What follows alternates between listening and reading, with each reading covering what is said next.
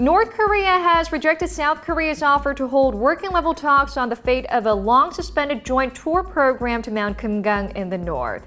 It was Seoul's plan to seek a creative solution to the issue through dialogue, but with Pyongyang refusing to meet face-to-face, the stalemate in nuclear diplomacy and inter-Korean relations is likely to endure. The proposal for talks comes after North Korean leader Kim Jong-un ordered the removal of unpleasant-looking South Korean-built buildings at the resort last week.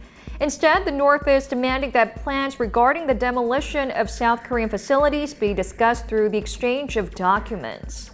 But if done in written form, the scope of negotiations would naturally be narrow, which in turn indicates that the North Korean side has no interest in discussing matters that concern South Korea regarding the Mount Kumgang resort.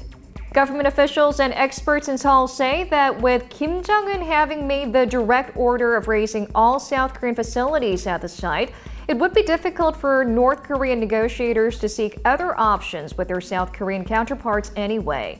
And they would probably want to restrict inter-Korean discussions on the matter to the removal of South Korean-made hotels and other tourist facilities only.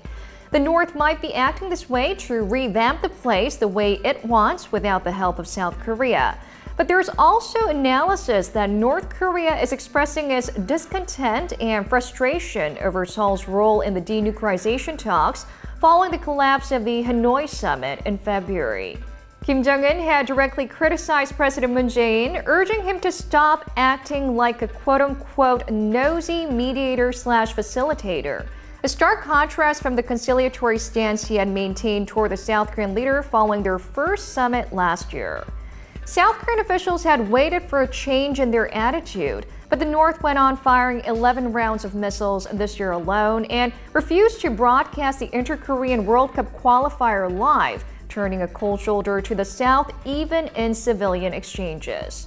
Seoul's Unification Ministry says it will consider all options to make the talks happen, including sending a notice again to North Korea. However, some pundits believe it shouldn't be a game of ping pong with the North, but the government rather should think about exploring various dialogue channels, like sending a special envoy to the regime.